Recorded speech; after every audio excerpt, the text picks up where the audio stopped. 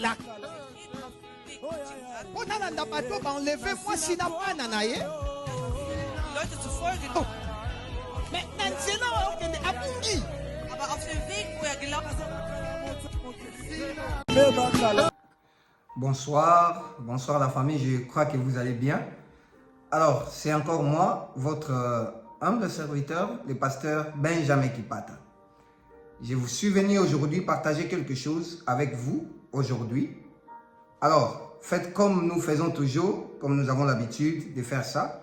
Abonnez-vous sur notre chaîne YouTube Benjamin Kipata et partagez la vidéo, aimez la vidéo pour que la plateforme YouTube montre ça à d'autres personnes. Alors, aujourd'hui, je voulais partager avec vous sur la prière.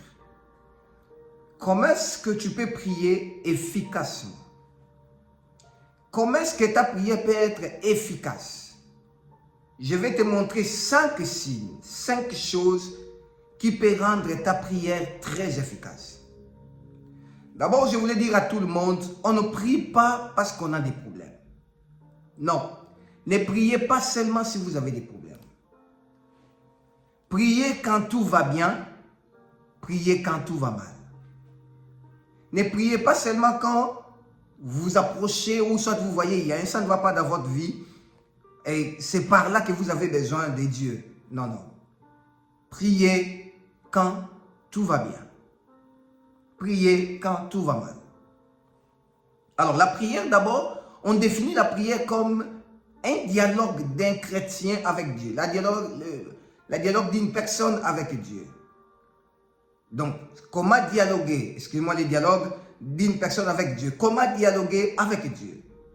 D'abord, quand on parle de quelque chose qui est dialogue, ça veut dire tu parles, tu es en train de parler avec une personne. Tu t'exprimes avec une personne. Tu pars vraiment t'exprimer. Toi, tu t'exprimes et la personne parle aussi. Mais nous, les chrétiens aujourd'hui, on prend la prière comme une manière de venir parler seulement à Dieu et c'est fini. Non, non. Alors, c'est pourquoi vous voyez aujourd'hui, beaucoup de gens prient, mais il n'y a pas de réaction, il n'y a rien. Excusez-moi. Les prières ne sont pas efficaces. Pourquoi?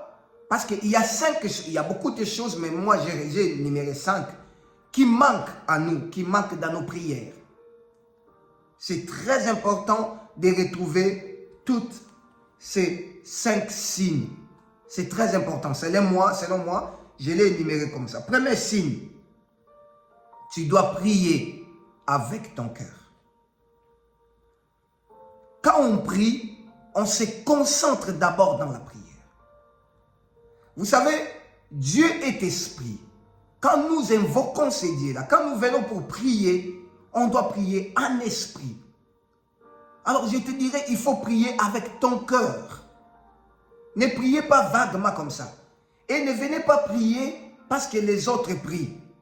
Ne venez pas gêner parce que les autres sont en train de gêner. Moi aussi, je dois gêner pour mon problème. Non, non.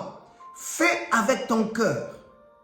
Et quand tu fais tes prières, fais tes prières avec ton cœur. C'est ça. C'est ce qui a fait que Anne soit répondue, que Dieu réponde la prière d'Anne. Anne a prié, la Bible dit, les jours-là, Anne a répandu son cœur devant Dieu. Prie avec ton cœur. Ne viens pas prier, tu es à l'air.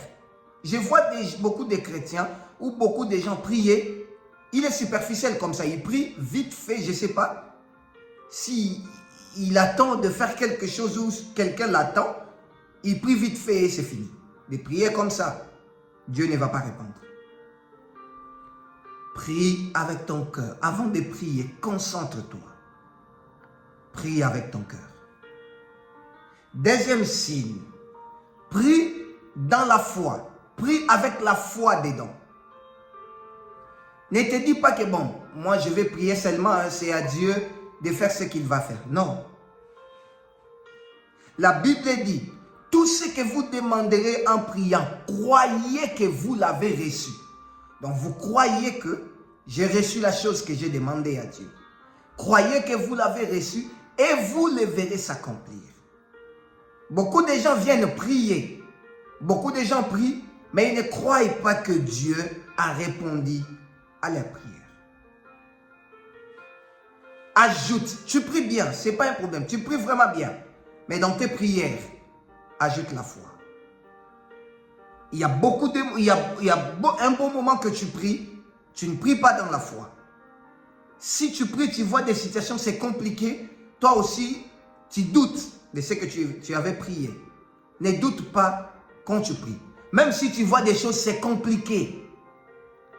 Garde cette foi-là que le Dieu que j'ai prié, le Dieu que j'ai adressé la prière, il a attendu ma prière et il va me répondre dans cette situation.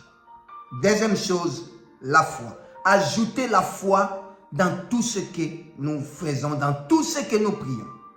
La foi, on le définit comme une ferme assurance. Des choses qu'on espère, de celles qu'on ne voit pas. Donc, tu dois prier, même si tu ne vois pas la chose s'accomplir. Crois que Dieu va l'accomplir. C'est ça la prière. C'est par là que ta prière sera efficace. Troisième signe. Ne fais pas n'importe quoi dans ta vie quand tu pries. Ce troisième point, c'est un problème pour plusieurs chrétiens. Tu pries, mais ta vie n'est pas en ordre. Tu pries, mais tu fais ce que Dieu n'aime pas. Tu pries, il y a d'autres personnes qui disent que non, Dieu ne regarde pas l'extérieur, Dieu regarde le cœur. Il regarde tout, mes frères et sœurs. Tu ne peux pas prier au moment où tu pries, tu pars dans des bars. Au moment où tu pries, tu prends de l'alcool. Au moment où tu pries, tu es en train d'haïr les autres. C'est comme ça dans nos églises aujourd'hui. Il y a beaucoup de gens qui prient dans nos églises, mais leur cœur, il y a des gens qui sont à l'intérieur. Comment est-ce que tu peux prier, mais c'est difficile pour toi de pardonner? Comment ça? Comment tu peux prier, mais toi tu te dis, moi et cette personne-là, on va seulement se parler au cimetière. Au cimetière là-bas, je ne sais pas, bon, moi je n'ai jamais été, je ne suis pas encore mort, je suis vivant, vous voyez. Je ne sais pas si au cimetière, les gens se parlent après l'enterrement. Et qui te dit que vous allez mourir ensemble pour aller se parler au cimetière? Il y a des gens comme ça, des chrétiens. Une personne qui prie, mais sa vie ne reflète pas la prière, ne reflète pas la vie chrétienne. Tu ne mènes pas la vie comme il faut. Tu rends ta prière, tu affaiblis ta prière. Ta prière ne sera pas efficace quand tu es un pied dedans, un pied dehors. La Bible même le dit, on ne peut pas servir deux maîtres à la fois. Choisir l'un, haïr l'autre. C'est comme ça qu'aujourd'hui, nous les chrétiens, on prie beaucoup, mais il n'y a pas de résultats. Il n'y a pas de réponse. Pourquoi? Mais comment tu peux prier? Je vais vous donner un exemple. Comment tu peux prier? Tu pries pour que tu te maries. Tu pries pour que Dieu te donne un mari. Dieu te donne le mariage. Mais toi, tu es impoli au carré. Donc, tu es impoli en excès.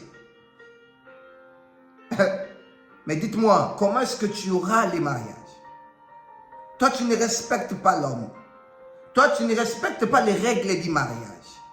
Tu pries Dieu. Dieu, donne-moi un homme.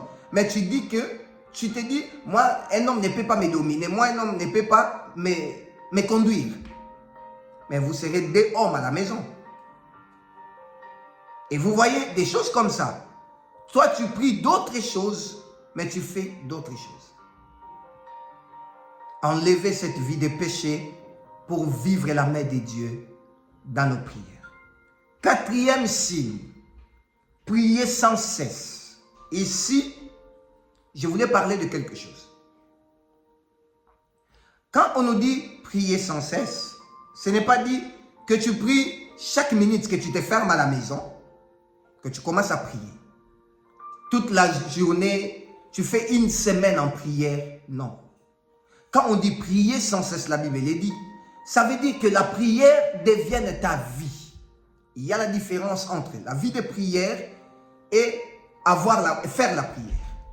La vie de prière, ça veut dire que c'est quelque chose de chaque jour que tu fais. C'est quelque chose de chaque jour. Tu fais quelque chose chaque jour. C'est ce qu'on appelle la vie. La vie, c'est quelque chose qu'on vit chaque jour. Donc, ne prie pas par circonstance. Non, non. Que ça devienne ta vie de tous les jours. N'arrête pas, non, tu dis, bon, moi, je ne vais pas aller au travail, je ne vais pas aller vendre, je ne vais pas aller chercher l'argent, je vais seulement rester à la maison, m'enfermer, prier. Non, non. Que la prière devienne ta vie. Que ton esprit intercède, même si tu dors.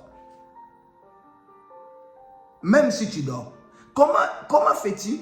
Il y a des gens, la Bible a donné même l'exemple de 2 personnes qui étaient montées à la maison du Seigneur, au temple, pour prier. L'Éternel a répondu l'autre, Dieu n'a pas répondu l'autre. Dieu a répondu l'autre parce que son cœur, il y avait l'humilité dans son cœur. Son cœur était trop bien, très préparé pour prier. Ne viens pas prier sans cesse, de toujours prier, mais ton cœur, jusqu'à aujourd'hui, ça a quelque chose à l'intérieur, ça bloque des gens à l'intérieur. Si tu es là, tu m'écoutes, fais aujourd'hui que tes prières soient efficaces. Libère ton cœur. Libère tout le monde que tu as enfermé dans ton cœur. Pardonne. Pardonne, libère-toi. Parce que quand tu pardonnes, tu te libères aussi toi-même. 4e signe, priez sans cesse. Ne prie pas seulement si tout va bien. Et tout va mal, pardon. Prie aussi quand tout va bien. Mais ne prie pas seulement si tu as un problème. Prie même si tu n'as pas de problème. Et 5e signe, laisse-toi conduire par le Saint-Esprit.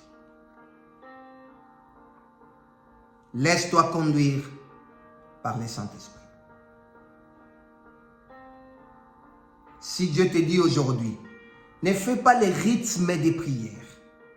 Il ne faut pas venir seulement dire, bon, la prière, on commence par les remerciements, on demande pardon, on demande les saints, on demande le Saint-Esprit et on commence par la prière de l'autorité. Non. Laisse le Saint-Esprit te conduire. Un autre jour, tu commences seulement avec l'adoration, tu fais des heures du temps de l'adoration. Quand tu finis l'adoration, tu dors. Un autre jour, tu commences avec la prière des combats. Tu fais la prière là des combats. Quand tu finis, tu dors. Il ne faut pas que la prière devienne... que ça devienne tous les jours le même rythme que tu fais. Si tu veux réussir dans tes prières, laisse le Saint-Esprit te conduire. Si tu passes dans des moments difficiles, il y a un ça ne va pas. Tu vois comme si tout est devenu noir dans ta vie. Tu vois comme si que tout ne marche pas dans ta vie. Tu vois comme si tout est fini dans ta vie. Mes frères et sœurs, je te dirais, prie. Prends le temps de prier. Vas-y prier. Dis à Dieu, Seigneur, donne-moi la force de prier si tu as perdu la force. Dis à Dieu, Seigneur, je vais encore vivre avec toi. Je vais encore demeurer. Je voulais prier avec les gens qui ont perdu même l'intimité avec Dieu. Il y a des gens, tu priais, mais qui n'arrivent plus de prier. Tu n'as plus cette force-là de bien prier. Seigneur, j'ai prié pour mes frères et sœurs qui me suivent en ces moments. De nous-mêmes, on est incapables. Il y a quelque chose, il y a l'intimité qui n'est plus. Il y a cet amour-là qu'on avait de prier à chaque moment. Ces faits-là qui s'allumaient toujours en nous de prier.